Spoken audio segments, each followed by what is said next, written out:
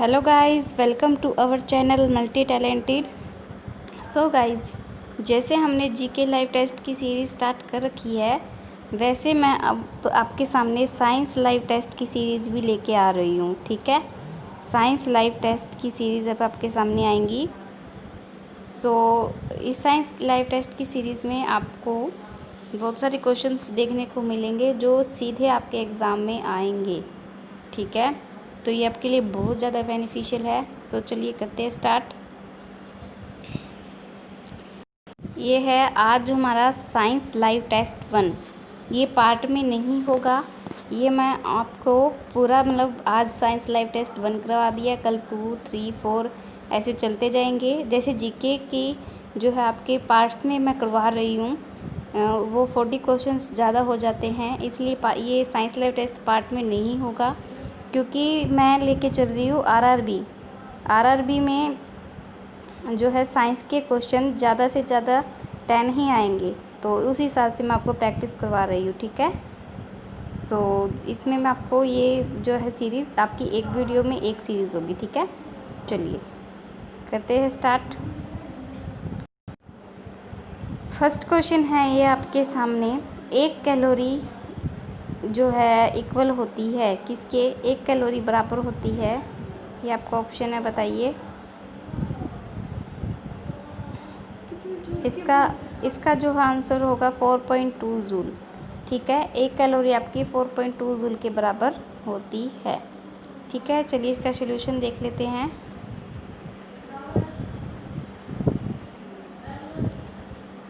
जो है कैलोरी ऊर्जा की एक इकाई होती है, एनर्जी की यूनिट होती है कैलोरी। इंटरनेशनल सिस्टम यूनिट जो है इसकी एसआई जो यूनिट होगी वो है जूल है, और 1 कैलोरी आपके 4.2 जूल के बराबर होगी। ठीक है, 1 कैलोरी 4.2 और इसके बाद में आपके 2 कैलोरी पूछे तो 8.4 जूल के। ठीक है, चलिए नेक्स्ट क्वेश्चन है, ठोस में ऊष्मा का स्थानांतरण होता है। The transfer of heat is solid is called as. जो है ठोस से ऊष्मा में जो स्थानांतरण होता है उसको हम क्या कहेंगे? किसी सॉलिड से ऊष्मा, जो किसी सॉलिड में ऊष्मा का हम स्थानांतरण करें तो उसमें क्या होगा? चालन होगा, संवहन होगा, विकिरण होगा, या फिर कुछ नहीं होगा? इसका हम सॉल्यूशन देख लेते हैं। इसका आएगा कंडेंसेशन। इसमें मैं आपको सब चीज़ें बताई गई, मैं आपको समझा देती हूँ। ठोस में ऊर्जा का प्रवाह एक अणु से दूसरे अणु में होता है। यदि अगर हम ठोस से किसी ऊर्जा का हम प्रवाह करें तो एक प्रोडक्ट से दूसरे प्रोडक्ट में होता है। खुद को अपनी स्थिति में हिलाए बिना ऊर्जा का प्रवाह सीधे संपर्क में होता है, जिसे हम चालक कहते हैं। ठीक है, सीधे वो ठोस है, वो हिलता तो है नहीं, ऐसे बिल्कुल सीधे होता है, तो ऐसे एक अणु से दूसरे अणु में ये होता चला जाता है। संवहन पदार्थ की वास्तविक जो है गति द्वारा ऊर्जा की गति है, और विकिरण विद्युत चुम्बकीय तरंगों की मदद से ऊर्जा का हस्तांतरण करती है। जैसे ये ठोस कंडेंसेशन का एग्जाम्पल है फोटोज़ में। जैसे ये इसने एक रोड पकड़ी हुई है लोहे की, और यहाँ से ऊर्जा का स्थानांतरण हो रहा है, तो ये किस डायरेक्शन में हो रहा है? इस डायरेक्शन में, इसको हिलाए बिना। ठीक है, और एक ये हो रहा है, जैसे ये रोड थी जिसको जो हमने जूम करके दिखाया हुआ है, इस रोड से क्या होगा? ये अणु है, इसमें पार्टिकल्स है, एक अणु गर्म होगा, फिर दूसरा, तीसरा ऐसे करके ये इस डायरेक्शन में जाता जाएगा। ठीक है, चलिए नेक्स्ट है, वह प्रक्रिया जिसके द्वारा गर्म निकाय और ठंडे निकाय के बीच के स्थान को गर्म किया जाता है, तो उस ऊष्मा के स्थानांतरित किया जाता है, उसको हम क्या कहेंगे? कंडेंसेशन, रेडिएशन, जो है एब्जॉर्प्शन, और नन ऑफ दिस, अवशोषण, क्या कहेंगे? इसका आंसर होगा आपका रेडिएशन।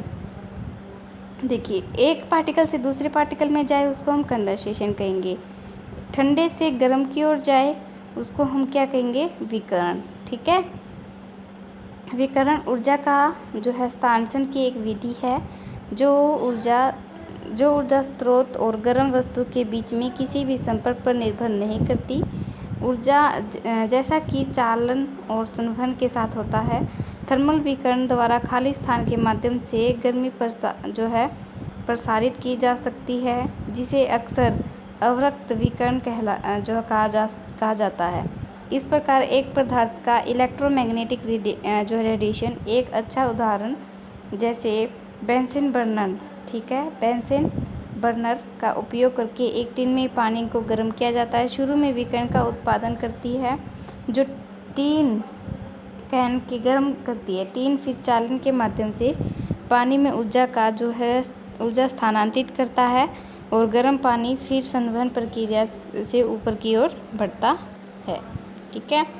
और इसमें आपको जैसे फ़ोटोज़ में दिखाया गया है, ये फ़ोटो में आप देखिए, इस फ़ोटो में आपको कंडक्शन, कन्वेक्शन, रेडिएशन सारी चीज़ समझ में आ जाएंगी, ठीक है। तो इसको मैं आपको अच्छे से समझा देती हूँ। देखिए, किसी जो है ये जैसे सॉलिड है, इसमें मैंने हीट लगा दी। इस हीट से जो पार्टिकल्स ये पानी गर्म हो रहा है, इसे मैं कहूँगी कन्वेक्शन, ठीक है। और इस जो हीट्स की वजह से इस ठोस पदार्थ में जो हिल नहीं रहा, इसमें जो ऊर्जा जा रही है, इसको मैं कहूँगी कन्वेक्शन। और जो ये हीट है उसको मैं कहूँगी रेडिएशन। बिल्कुल सिंपल तरीका, ठीक है। चलिए नेक्स्ट क्वेश्चन है, पानी के लिए ऊष्मीय चालकत्व का मान क्या होगा? पानी के लिए ऊष्मीय चालकत्व का मान क्या होगा?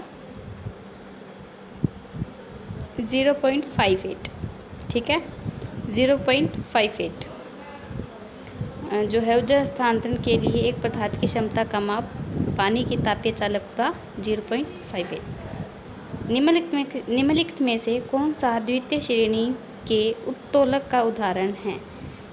एक तो देखिए, आपके थर्ड जो है 3 स्टेज होती है, फर्स्ट, सेकंड और थर्ड। ये तीनों स्टेज मैं आपको अच्छे से पीडीएफ में समझा रही हूँ। पहले आप इसका आंसर देख लीजिए। जो है द्वितीय श्रेणी में उत्तोलक का उदाहरण होगा, क्या होगा? स्रोता, ठीक है। चलिए, लीवर जिसमें फुल क्रम और प्रयास के बीच लोड होता है को द्वितीय लीवर के रूप में जाना जाता है। लीवर नहीं, लेवल, इसको हम लेवल कहेंगे, लीवर नहीं है, कोई यहाँ पे ऑपरेशन नहीं हो रहा, लेवल, ठीक है। उदाहरण के लिए द्वितीय श्रेणी के उदाहरण है स्रोता, व्हील, बैरो और बोतल ओपनर, ठीक है। ये देखिए, ये सारे लेवल है। इसमें क्या होगा, फर्स्ट लेवल में क्या होगा, कोई भी चीज़ के ऊपर इफ़ेक्ट और लोड दोनों जो है एक ही डायरेक्शन में लगे, उसको हम फर्स्ट लेवल कहेंगे। सेकंड लेवल में क्या होगा, लोड तो जिसमें ज़्यादा हो और जो इसमें एफर्ट लोड तो जिसमें कम हो और एफर्ट ज़्यादा हो, ठीक है। जैसे बोतल ओपनर लगा लीजिए आप। बोतल ओपनर में क्या होगा, ये जो बोतल है और इसका जो हम ओपनर खोलने के लिए जो ओपनर है, इसे हम बोतल का ही ढक्कन खोलेंगे, उसमें लोड किसके ऊपर पड़ेगा? लोड तो कम पड़ेगा लेकिन एफर्ट ज़्यादा होगा, ठीक है। और थर्ड लेवल में क्या होगा, एफर्ट ज़्यादा, लोड कम। जैसे कि ये फर्स्ट क्लास में है, ये जैसे कि ये कैंची है, सीज़र, और ये हथौड़ा। कैंची में कोई चीज़ हम काटेंगे, एफर्ट क्या है, जो चीज़ हम यूज़ कर रहे हैं। जैसे इस कैंची को हमने यहाँ से पकड़ा हुआ है, ठीक है, इस कैंची को हमने यहाँ से पकड़ा हुआ है। एफर्ट सेकंड लेवल में क्या था, एफर्ट ज़्यादा था या कम था? ये देखिए, एफर्ट ज़्यादा था, ठीक है, लोड कम था। जैसे हम इस कैंची को हमने यहाँ से पकड़ा, तो कोई भी चीज़ कट करने के लिए अगर वो चीज़ उस चीज़ के ऊपर डिपेंड करता है, किसके ऊपर डिपेंड करता है? चीज़ के ऊपर, तो हमें उस हिसाब से ही एफर्ट लगाना पड़ेगा, उसमें लोड कम लगेगा, ठीक है। उस हिसाब से यहाँ पे हम जो हम लगाएंगे उसे एफर्ट कहेंगे। यहाँ से हम पकड़ रखा है वो लोड उस चीज़ को पीटने में हमें उतना ही एफर्ट लगेगा जितना उसमें लोड होगा। ठीक है, वही चीज़ है। जैसे अखरोट है, अखरोट को काटने में हमें उतना ही जोर लगेगा जितना अखरोट का वो टाइट है। ठीक है, चलिए नेक्स्ट है, आपके सामने दांत किस तरह की सरल मशीन के जो है सदस्य है। जो है दांत है किस तरह की सरल मशीन है। आनंद, समतल, कील, पहिया और दूरी, घिरनी। इसका आंसर है गाइस आपका बी, कील। आपके सामने जो दांत है किस तरह की सरल मशीन है, कील जैसी। ठीक है, देखिए इसका सॉल्यूशन। एक कील त्रिकोणीय आकार का उपकरण है। ठीक है, कील जो है ऐसे रेक्टेंगल होती है, त्रिकोणीय आकार का होती है, सॉरी ट्रायंगल की तरह होती है, और एक जो है पोर्टेबल सतह है। और 6 सरल मशीनों में से एक इसका उपयोग किसी वस्तु के 2 ऑब्जेक्ट या भाग को अलग करके ऑब्जेक्ट के ऊपर उठाने और किसी ऑब्जेक्ट के ऊपर रखने के लिए किया जाता है। ठीक है, और आपके सामने दांत एक कील के आकार की तरह होते हैं, और एक कील की तरह जो है इंसीजर एक छोर पर मोटा होता है और दूसरे छोर पर पतला होता है। ठीक है, दांत जो है कील की तरह इसको होता है। बिल्कुल इजी क्वेश्चन है। 13 यांत्रिक लाभ वाला एक रैंप वस्तुओं का 11 मीटर की जो है हाइट, ऊंचाई आएगा यहाँ पे, ऊंचाई तक उठा सकता है। रैंप कितना लंबा है बताइए। मैथ्स का क्वेश्चन आ गया ये।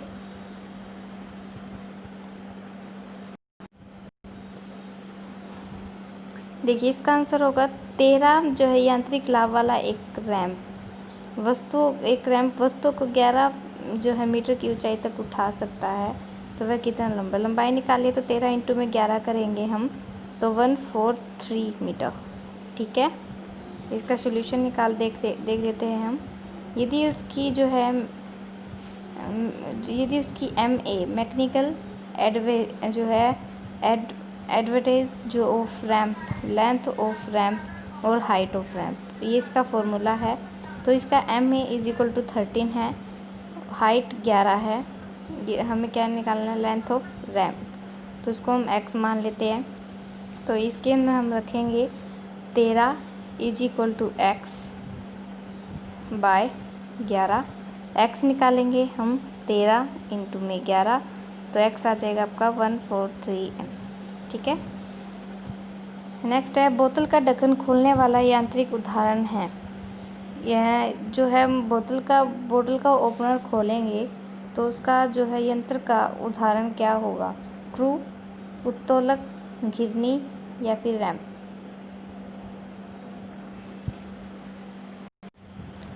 इसका उदाहरण होगा लीवर यानी उत्तोलक। ठीक है, दूसरी श्रेणी के लिए जो लीवर होगा, उत्तोलक होगा, फुल क्रेम लीवर एक छोर पर होता है और दूसरे छोर पर उसको हम उठाते हैं। बोतल ओपनर है वो सेकंड लेवल का होता है, ये मैंने आपको बता दिया था, वही है। इसमें ये एफोर्ट लगेगा, ये लोड लगेगा। ठीक है, चलिए नेक्स्ट है, सौरमंडल ट्रोपोस्फेयर है एक हवा का भाग, वातावरण का न्यूनतम स्तर जहाँ हम रहते हैं, वायुमंडल की तीसरी परत और आयनमंडल की सबसे ऊपरी परत। इसका आंसर बिल्कुल साफ दिखाई दे रहा है, ये दो तो है नहीं, बी। ठीक है, चलिए नेक्स्ट है, पृथ्वी में वातावरण की 5 प्रमुख परतें होती हैं। ये मैंने आपको जीके के क्वेश्चंस में करवा दिया था। जैसे पृथ्वी का एक भाग है, उसको हम यहाँ से कट कर देंगे तो ये भाग ऐसे निकल के आ जाएगा, इस तरह का निकल के आ जाएगा। इसकी हम लेयर बना देंगे तो उस लेयर्स को हम कहेंगे, एक जो भाग होगा वो होगा ट्रोपोस्फेयर, स्ट्रेटोस्फेयर, मेसोस्फेयर, थर्मोस्फेयर और एक्सोस्फेयर। ठीक है, ये होगा इसके भाग का नाम।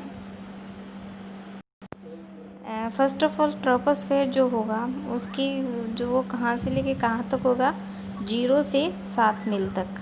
ठीक है, 0 से 7 मील तक। इसके बाद समताप मंडल यानी स्ट्रेटोस्फेयर वो 7 से 31। फिर मीजोस्फेयर वो होगा 31 से 50 और थर्मोस्फेयर वो होगा 50 से 440 और एक्सोस्फेयर होगा 440 से 6200 मील। ठीक है। और जो सौरमंडल होगा पृथ्वी की सभी मौसमी घटनाओं को ये बताता है, मौसम से जुड़ी। और वायुमंडल का इसमें कुल जो है द्रव्यमान टेम्परेचर के 80% होता है। ठीक है, बस यही है इसमें। बहुत सारी चीज़ें उसमें बहुत सारी चीज़ें बताने को होती है, कहाँ पर हवाई जहाज उड़ते हैं, ओजोन लेयर कहाँ पर होती है। ठीक है, ये सारी चीज़ें बताने की है। आप मुझे मतलब कमेंट करके बताना है इसके ऊपर एक वीडियो लेके आनी है या नहीं। ठीक है, कमेंट। ALU का पूर्ण नाम क्या है?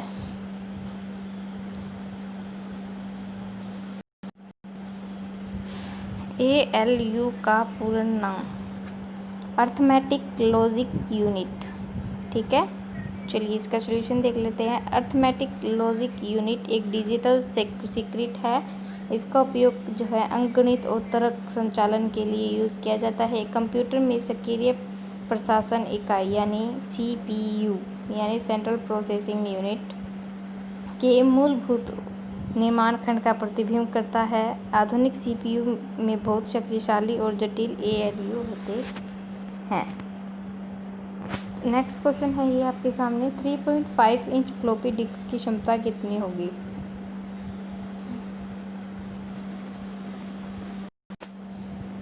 थ्री 3.5 इंच की जो फ्लॉपी डिस्क होगी, आप MB और GB और KB इन सभी का ध्यान रखिएगा। आपके सामने एक ऑप्शन दे देंगे। यदि मैं आपके सामने एक ऑप्शन दूँ, ये वाला ऑप्शन कट करके B, A कट करके और एक और ऑप्शन आपके सामने दूँ, यहाँ पे ऑप्शन था लेकिन फिर मैं दे देती हूँ 144 GB, ये भी ऑप्शन कट करके दे देती हूँ। तो बच्चे MB और GB में कंफ्यूज होता है। इसका आंसर C आएगा 1.44 MB। ठीक है, 3.5 इंच की फ्लॉपी डिस्क 1.44 MB की होगी। ठीक है, 80 के दशक के उत्तरार्ध में 5.25 इंच की फ्लॉपी डिस्क बन रही थी। 1987 में 3.5 इंच की फ्लॉपी डिस्क और जो कि 1.44 MB की क्षमता के साथ उच्च घनत्व वाली श्रेणी में चली गई थी। नेक्स्ट क्वेश्चन है, निम्नलिखित में से कौन सा सेंट्रल प्रोसेसिंग यूनिट का भाग है? CPU का भाग है। ये हमने पीछे पढ़ा था, अर्थमेटिक लॉजिक यूनिट। ठीक है, जो है कंप्यूटर की सेंट्रल प्रोसेसिंग यूनिट हार्डवेयर का एक पार्ट है। ये क्वेश्चन पूछा जाएगा किसका पार्ट होता है? हार्डवेयर का। जो कंप्यूटर प्रोग्राम के निर्देशकों को पूरा करता है, वह कंप्यूटर सिस्टम की बुनियादी अंकगणित, तार्किक और इनपुट आउटपुट संचालक करता है। CPU के दो विशिष्ट जो है घटकों में निम्नलिखित शामिल होते हैं। दो घटक शामिल होते हैं, ALU जो अंकगणित और तार्किक संचालन करती है और CU यानी कंट्रोल यूनिट जो मेमोरी और डिकोड के निर्देशकों को निकालती है। आवश्यकता होने पर ALU पर कॉल करके उन्हें निष्पादित किया जा सकता है। ये है सारी चीज़ें इसकी, control unit, arithmetic logic unit and memory unit. ये सारी इनपुट डिवाइस, कौन सा इनपुट है कौन सा आउटपुट है ये भी मैं आपको बता दूं। लॉजिक यूनिट इनपुट डिवाइस होगा और ये आउटपुट डिवाइस, सारी चीज़ें इसमें बताई गई है। ठीक है, और ये जो है बैकिंग स्टोर जो चीज़ों को बैक करने के लिए होता है। नेक्स्ट है, जंक ईमेल को क्या कहा जाता है? जंक ईमेल, स्पैम, स्पूफ, स्पीपर सीक्रेट या फिर none of this. Junk email होती है उसको हम स्पैम कहते हैं। ठीक है, कई बार ईमेल्स जो हैं आपने देखा होगा, कोई जो किसी के थ्रू काम नहीं करते, कोई कंपनियां होती है प्राइवेट या फिर, इसका आंसर होगा गाइस स्पैम। ठीक है, इसका आंसर है आपके सामने स्पैम। सो हम अब नेक्स्ट इसका सॉल्यूशन देख लेते हैं। ईमेल क्योंकि मैं इनको छोटा कर लेती हूँ। ईमेल स्पैम, जिसे जंक ईमेल के रूप में जाना जाता है। ईमेल द्वारा थोक में भेजे गए जो अवांछित संदेश होते हैं, जो बुल्क बाय ईमेल होते हैं। अधिकांश ईमेल स्पैम संदेश प्राकृतिक के वाणिज्य है या नहीं। कई जो है प्रच्छन्न लिंक होते हैं जो है परिचित वेबसाइट के लिए दिखाई देते हैं, लेकिन वास्तव में जो है फिशिंग वेबसाइट या मैलवेयर की मेजबानी करने वाली साइटों के लिए नेतृत्व करती है। ये जो स्पैम ईमेल होता है, ये जो कोई हम स्पैम जो कमर्शियल होता है, कमर्शियल जो वर्कर्स होते हैं, तो ठीक है गाइस, इसमें जो आपके यूज़ होगा वाणिज्य, जो कमर्शियल नेचर होता है, उनके लिए ये यूज़ किया जाता है। ठीक है, नेक्स्ट क्वेश्चन है आपके सामने। मिथाइल प्रोपेन निम्नलिखित में से किसका एक समव्यय है? Methyl propane is the isomer is which of the following, किसका जो ये है समव्यय है? सो गाइस, इसका आंसर होगा आपके सामने ए, एन ब्यूटेन। ठीक है, क्या होगा इसका आंसर आपके सामने ब्यूटेन। एन का कोई ज़रूरी नहीं है, लेकिन आप फिर भी लर्न कर लो। ब्यूटेन, प्रोटेन, हेक्सेन, प्रोपेन, मिथाइल प्रोपेन किसका समव्यय होता है? ब्यूटेन का। ठीक है, नेक्स्ट क्वेश्चन है, सॉल्यूशन देख लेते हैं इसका। ब्यूटेन जिसका जो है फॉर्मूला है C4H10। ठीक है, C4H10 दो संरचनात्मक आइसोमर्स होते हैं जिन्हें सामान्य ब्यूटेन या फिर आइसोब्यूटेन, ठीक है, सामान्य ब्यूटेन या फिर आइसोब्यूटेन या फिर आई ब्यूटेन कहा जाता है। IUPAC के नामांकन अनुसार इन आइसोमर्स को ब्यूटेन या फिर टू मिथाइल प्रोपेन कहा जाता है। आइसोमर्स अणु होते हैं जिनके एक ही आणविक सूत्र होते हैं लेकिन विभिन्न रासायनिक संरचनाएं। ठीक है, ब्यूटेन के मामले में दो आइसोमर्स के लिए संरचनाएं सूत्र होता है। ठीक है, ये देखिए, इसको जो है मिथाइल प्रोपेन या फिर टू मिथाइल प्रोपेन बोला जाए तो क्या आंसर होगा इसका? Butane, C4H10। ठीक है, नेक्स्ट क्वेश्चन है, निम्नलिखित में से कौन सा तत्व एक उपधातु है? निम्नलिखित में से कौन सा तत्व जो है सबमेटेलिक है? कौन सा उपधातु है? इसका आंसर होगा आपके सामने सिलिकॉन। ठीक है, सिलिकॉन एक इनमें से उपधातु है। ठीक है, चलिए इसका सॉल्यूशन देख लेते हैं। सो गाइज, इसका जो है सॉल्यूशन देख लीजिए आप। एक उपधातु एक रासायनिक तत्व है जो धातु के कुछ गुण और कुछ गैर अधातुओं का प्रदर्शन करता है। बोरॉन, सिलिकॉन, जर्मेनियम, आर्सेनिक, सुरमा, जो है टेल्यूरियम, पोलोनियम, मेटालोइड, ये सारे एक क्या है? उपधातु है। मेटालोइड अर्धचालक होते हैं और सिलिकॉन अर्धचालक का सबसे अच्छा ज्ञात उदाहरण है। अधिकांश माइक्रो जो है चिप्स होती हैं, माइक्रो चिप्स या फिर माइक्रो प्रोसेसर सिलिकॉन के बनाए होते हैं। जो मोटर होती है या फिर मेमोरी कार्ड्स होते हैं, वो आपके सारे किस चीज़ के बने होते हैं? सिलिकॉन के बने होते हैं। तो उपधातु आप लर्न कर लीजिए सारे। बोरोन, सिलिकॉन, जर्मेनियम, आर्सेनिक, सुरमा।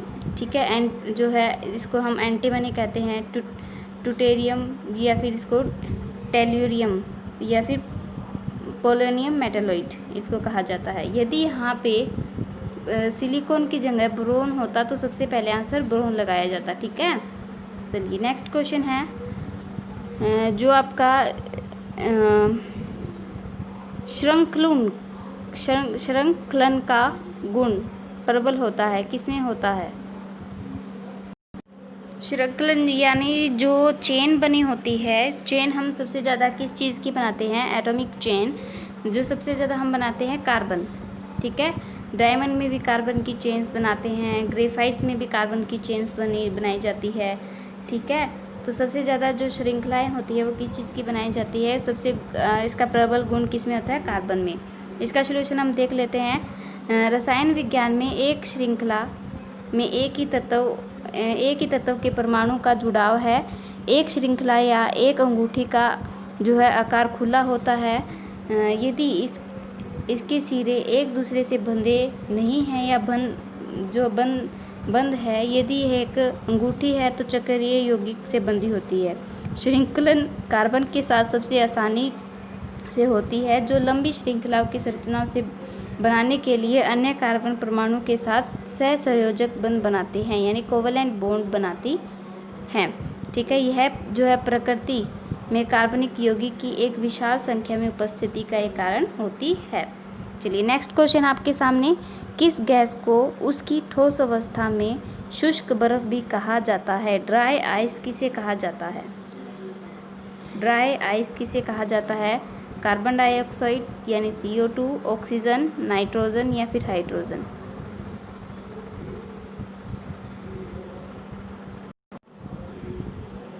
इसका आंसर होगा आपके सामने कार्बन डाइऑक्साइड। ठीक है, जिसे हम क्या कहते हैं, ड्राई आइस। ठीक है, अब अगर आपके सामने पूछ ले हार्ड वाटर किसे कहते हैं? हार्ड वाटर कहते हैं D2O। ठीक है, चलिए नेक्स्ट इसका सॉल्यूशन देख लेते हैं। शुष्क बर्फ यानी ठोस कार्बन डाइऑक्साइड यानी CO2 का एक सामान्य नाम है, इसको हम ड्राई आइस कहते हैं। इसमें इसे यह नाम मिलता है क्योंकि यह गर्म होने पर तरल में नहीं पिघलता। इसकी वजह ये सीधे गैस में बदल जाता है। ये जो है ड्राई आइस जो होती है ये पिघलती नहीं, ये जो है सीधी जो है ये उड़ जाती है। ठीक है, निम्नलिखित में से कौन सा जो है एल्डिहाइड है? इसमें से कौन सा एल्डिहाइड है? प्रोपेनल। इसका आंसर होगा आपका प्रोपेनल। इनको आप बिल्कुल प्रॉपरली पढ़ के फिर इसका आंसर लगाए, जैसे प्रोपाइन, प्रोपेनोन, प्रोपेनल, प्रोपेनोल ऐसे होता है। इसका आंसर प्रोपेनल होगा। ठीक है, प्रोपेनल एक एल्डिहाइड है। एल्डिहाइड समूहों का नाम आमतौर पर अल जो है एल्डिहाइड होता है उन समूहों का। आप ध्यान रखिए, जो एल्डिहाइड होता है उसमें लास्ट में अल लगा होता है, अल, NaL और नल ऐसे, प्रोपेनल। ठीक है, यह एल्डिहाइड एक यौगिक होता है जिसकी संरचना के साथ एक कार्यात्मक समूह होता है CHO, जिसमें कार्बनिक केंद्र यानी ऑक्सीजन के लिए एक कार्बन डबल बंध। ठीक है, इसके डबल बॉन्ड होते हैं यहाँ पर, और जिसके कार्बन परमाणु भी हाइड्रोजन की एक समूह से जुड़ा होता है, जो किसी भी जर्नल जो है पक्ष या फिर श्रृंखला होती है। ठीक है, एल्काइन का एक जो है ये एक पक्ष या फिर श्रृंखला होती है और इनके जो है डबल बॉन्ड होते हैं। आप इसका ध्यान रखिएगा। ठीक है, नेक्स्ट क्वेश्चन है, निम्नलिखित में से किसमें फल की बहुत तेज सुगंध आती है? निम्नलिखित में से किसमें फल की बहुत तेज सुगंध आती है? किसमें फल की बहुत तेज सुगंध आती है? इसका आंसर होगा आपके सामने इथाइल एसीटेट। ठीक है, इथाइल एसीटेट बी को आंसर होगा आपका। इसका हम सॉल्यूशन देख लेते हैं। इथाइल जो है एथिल एसीटेट CH, इसका जो आप फॉर्मूला ध्यान दे इथाइल एसीटेट का आपसे सीधा पूछा जाता है, ये C4H8O2। इथाइल एसीटेट का फॉर्मूला है C4H8O2।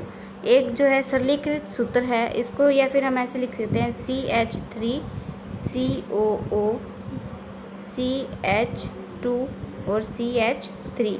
इसका जो है कार्बनिक यौगिक है। इस रंगीन तरल में एक विशिष्ट मीठी गंध आती है और इसका उपयोग जो है ग्लास, नेल पॉलिश रिमूवर या फिर डेकेफिनेटिंग चाय या फिर कॉफ़ी में इसका यूज़ किया जाता है।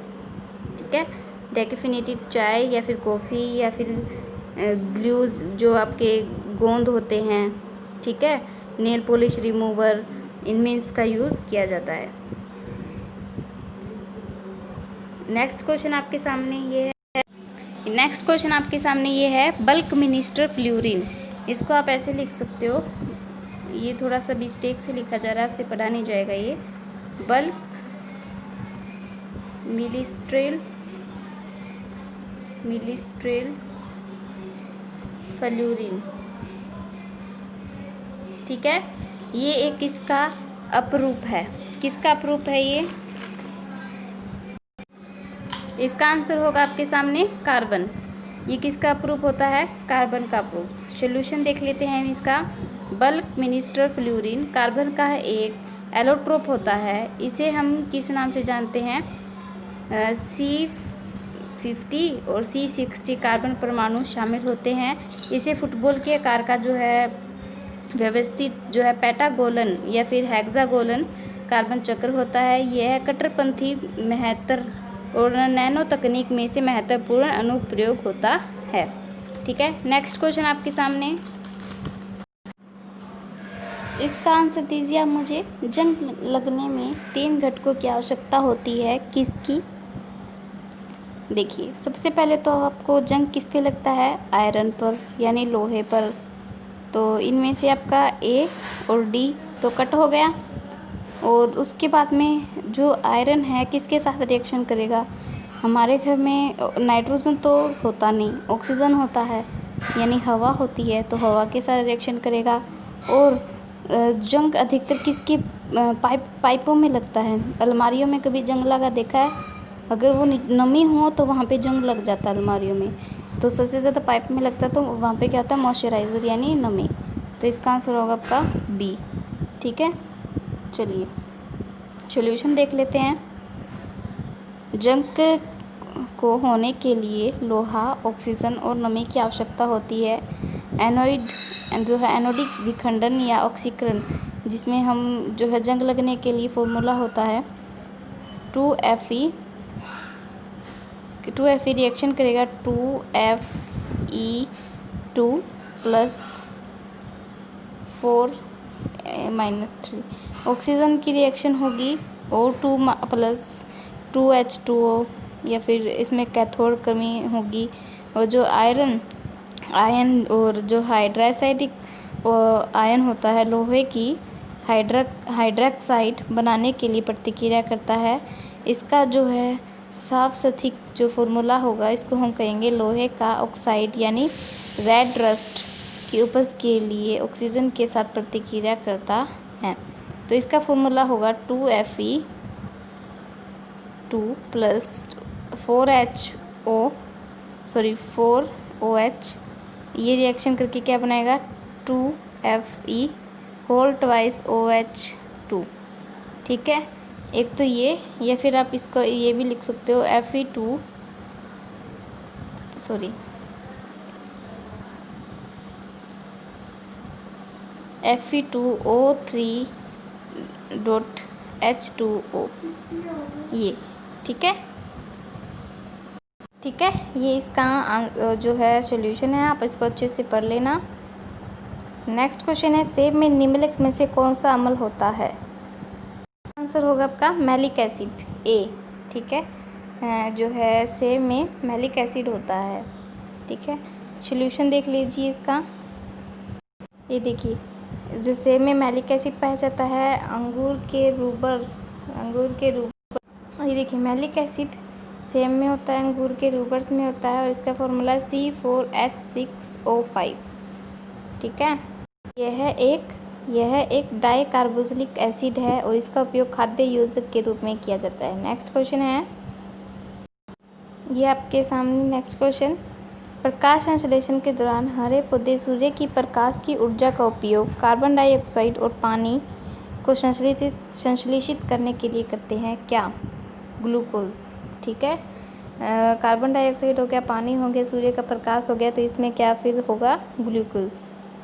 इसका देख लेते हैं सॉल्यूशन।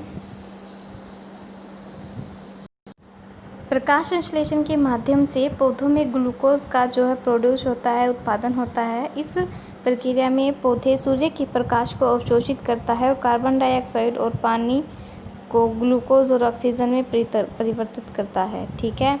और पौधों के माध्यम से वायुमंडल को ऑक्सीजन प्रदान की जाती है। जहाँ ग्लूकोज का उपयोग अपने स्वयं के विकास के लिए किया जाता है। फॉर्मूला है देखिए आपके सामने, ये फॉर्मूला यदि आप लर्न कर लेते हो तो आपको प्रकाश संश्लेषण का पूरा चीज़ें समझ में आ जाएगा। ये देखिए ये यहाँ पे सोलर एनर्जी है, सूर्य का प्रकाश है। तो इसमें जो पौधे क्रिया करते हैं किसमें, 6CO2 प्लस 6H2O, और प्रतिक्रिया करके अब क्या बनाएंगे, ग्लूकोज। ओके, अभी देखिए 6CO2 यानी कार्बन डाइऑक्साइड प्लस 6 वाटर यानी H2O, फोटोसिंथेसिस की प्रक्रिया के साथ ये बनाएंगे ग्लूकोज। ग्लूकोज का फॉर्मूला आपसे पूछा जाएगा C6H12O6, और इसके बाद में ऑक्सीजन कितनी निकलेगी, 6H2O। ठीक है, नेक्स्ट क्वेश्चन है, निम्नलिखित में से कौन सा एक संक्रामक रोग है। इसका आंसर होगा आपके सामने, निम्नलिखित में से कौन सा संक्रामक रोग है, खसरा, मीजल्स। ठीक है, इसका आंसर होगा आपका मीजल्स।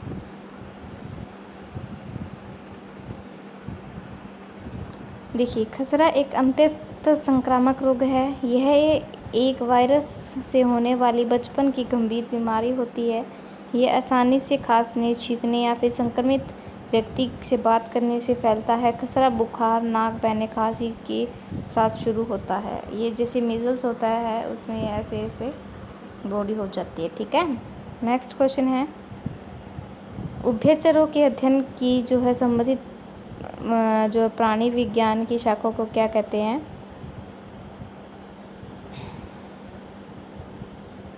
जो एम्फीबियंस है उसके अध्ययन को क्या कहते हैं। इसका आंसर होगा आपका हेर्पेटोलॉजी। ठीक है, हेर्पेटोलॉजी यानी अभय सर्प विज्ञान। इसका सॉल्यूशन देख लेते हैं। ये टाइप्स ऑफ एम्फीबियंस है, उभयचर्स है, जो जैसे जो है एम्फीबियंस होते हैं जैसे फ्रॉग यानी टोड यानी मकड़ी, क्रेप्टाइल्स, छिपकली, या फिर जो गिलहरी होता है आपका, ये सारे इसके एग्जाम्पल होते हैं। ये देखिए आपको मैं इसका सारी चीज़ें, हेरेटोलॉजी एक उभयचर के अध्ययन से संबंधित एक शाखा है। नीति शास्त्र, ये सारे इसमें जो चीज़ें आपके सारे बताए गए हैं। एंथ्रोनोलॉजी, यह एक आचार विज्ञान है, यानी एक पशु व्यवहार का विज्ञान होता है, बिहेवियर। ठीक है, मैमोलॉजी, ये जो स्पेशल साइंस है जो स्तनधारी के अध्ययन को कहते हैं हम। और आकृतिक विज्ञान यानी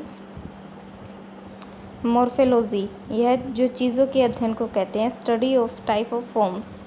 ठीक है, चलिए, एक माइक्रोस्कोप के माध्यम से देखने वाले कोशिकाओं, ऊतकों और अंगों के माइक्रोनोटोमी का अध्ययन है।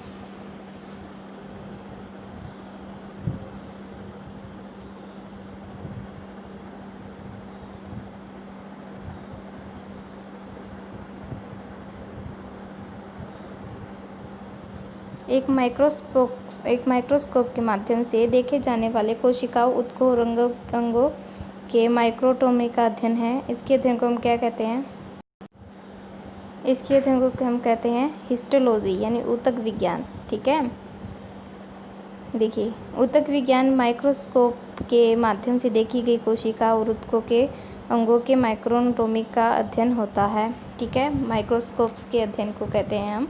और जानवरों और पौधों के जीवाश्मों का जो है इसे हम कहते हैं पैलियोंटोलॉजी। ठीक है, जानवरों और पौधों के जीवाश्म यानी फोसिल के अध्ययन को हम कहते हैं पैलियोंटोलॉजी। और प्राणी परिविज्ञान यानी शाखा जो मछली से संबंधित हो, इसको हम जूलॉजी कहते हैं। और कीट विज्ञान यानी कीटों के अध्ययन को एंटोमोलॉजी यानी स्टडी ऑफ इंसेक्ट्स। निम्नलिखित में से कौन सा, ये विल्सन मतलब अच्छा इसमें आएगा, निम्नलिखित में से कौन सा विल्सन रोग का लक्षण नहीं है। ये देखिए विल्सन डिजीज़, यहाँ पे ये देख लीजिए, विल्सन डिजीज़ का लक्षण नहीं है। बोलने, निगलने या शारीरिक समन्वय में परेशानी, ये सारे इसके ऑप्शन है। इसका आप मुझे इसका आंसर दीजिए। इसका आंसर होगा आपका नाइट ब्लाइंडनेस। ठीक है, नाइट ब्लाइंडनेस यानी जो आपका विटामिन ए की कमी से होता है, इसे ये विल्सन रोग के लक्षण नहीं होते, ये विटामिन की कमी से रोग होता है। ठीक है, विल्सन रोग के लक्षण हैं बोलने, निगलने या शारीरिक समन्वय में परेशानी, मांसपेशियों की कठोरता या फिर अनियंत्रित की गतिशीलता, और पैरों या फिर पेट में से तरल पदार्थ का निर्माण होना। ठीक है, इसका सॉल्यूशन देख लेते हैं। विल्सन की बीमारी, जिसे हम हेप्टोलेटिकुलर, ठीक है, हेप्टोलेटिकुलर या फिर हेप्टोलेटिकुलर डिजनरेशन के रूप में जानते हैं, यह दुर्लभ आनुवांशिक बीमारी है जो शरीर में कॉपर विषाक्तता का कारण बनता है। इसमें प्रमुख लक्षण हैं भाषण के साथ समस्या, निगलने या शारीरिक समन्वय में समस्या होती है, अनियंत्रित हलचल या फिर मांसपेशियों की कठोरता, पैर या पेट आदि में तरल पदार्थ का बनना, ये सारे विल्सन्स रोग होते हैं।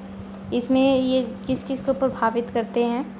ब्रेन्स को, आइज़ को, हमारे हार्ट को, किडनी को, लीवर को, इन सारी चीज़ों को ये प्रभावित करते हैं, बोन को। ठीक है, नेक्स्ट क्वेश्चन है बैरिएट्रिक सर्जरी किस व्यक्ति में परिवर्तित करती है? बैरिएट्रिक सर्जरी किस चीज़ की होती है? Bariatric surgery make change to a person. इसका आंसर होगा आपके सामने पाचन तंत्र। ठीक है, देखिए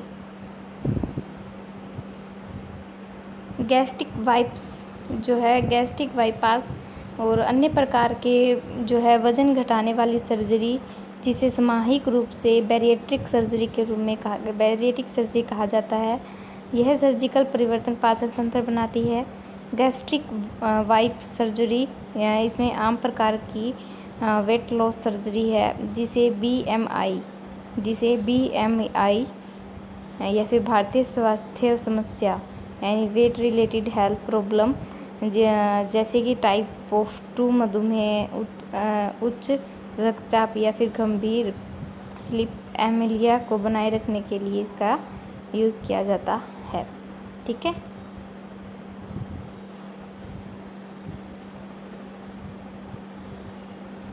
इसमें क्या है, डाइजेशंस में चेंज कर देते हैं। ठीक है, किस पोषक तत्व की कमी से रतौंधी रोग होता है? ये मैंने आपको पीछे वाले क्वेश्चंस में बताया था, विटामिन ए की कमी से।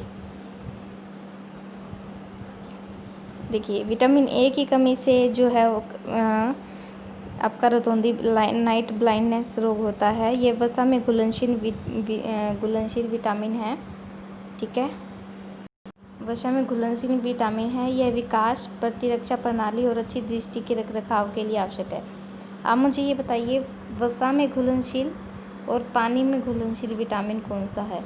मैं आपको एक बताऊँ तो चलो मैं आपको ये बता ही देती हूँ।